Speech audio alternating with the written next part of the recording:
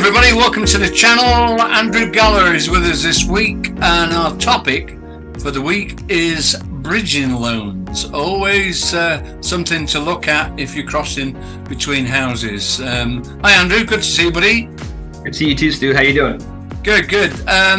It seems a big deal when people have to do bridging loans, but it isn't really, is it? It's and usually the lender looks after them. So just go through what you need just to cross over. Say we've got a week between changing homes. Yeah, bridge financing is something people are like, I got to get approved for it. Most lenders and or banks, if you're approved for your current mortgage, the bridge financing is a foregone conclusion. The big thing up front is if you are doing like a move up, like we talked about previously the weeks, you want to make sure that you're with a lender that offers the product, which is very important because you know that there could be a gap in between your possession date and your new property. The things you need for this are you need your home, a firm sale for your home. To get the financing in place. So that means Stu would have to have your home fully sold, all conditions waived, and a deal, of course, for your new property. That's essential to getting it. Effectively, what bridge financing is that you're effectively financing your down payment, and the bank will do that, or a lender will do that for a period. Generally speaking, no longer than a month. You really don't want to be in this product for very long. The rate on this one, which is everybody's concerned about it, it's usually typically prime plus 3. So in today's, that's about 10.2%. It's an interest that's charged daily. It's not a annual, like you're not paying the monthly on it because you're only supposed to have it for a period of time.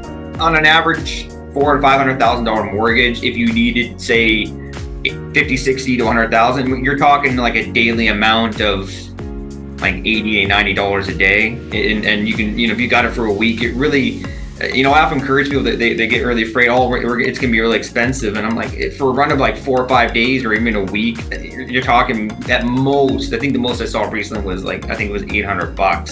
But I mean, from my perspective, having moved multiple times, and if you do have children, the stuff and everything, the logistics behind getting out of the current place, making sure it's clean and ready to go, and you get to move into the new place. It's a peace of mind, and I've often told people, don't be afraid of it. It's a cost of closing, and in my mind, your sanity is worth at least $800.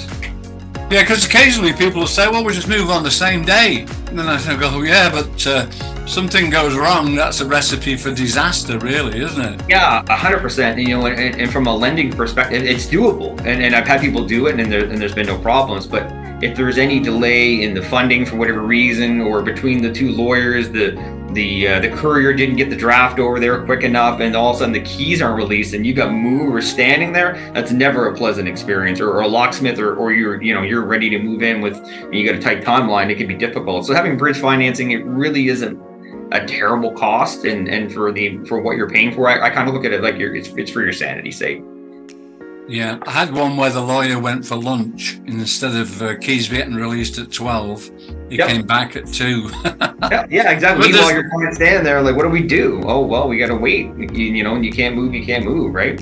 The other one is I have a list actually that I provide to my clients where there's things to do and not to do. But people will have the U-Haul van and ATCO and Shaw at the front door at 12 o'clock when possession is supposed to be, all things being equal, at 12. But of course, as we all know, in the real world, it doesn't always happen like that. So I would say, no, don't do any of that until the day after. Then you're good. We also have the other thing as well. We try not to do it on a Friday, because if something does go wrong, then you've got the weekend. So I think for us, if we do possessions, we try and do them on a Thursday.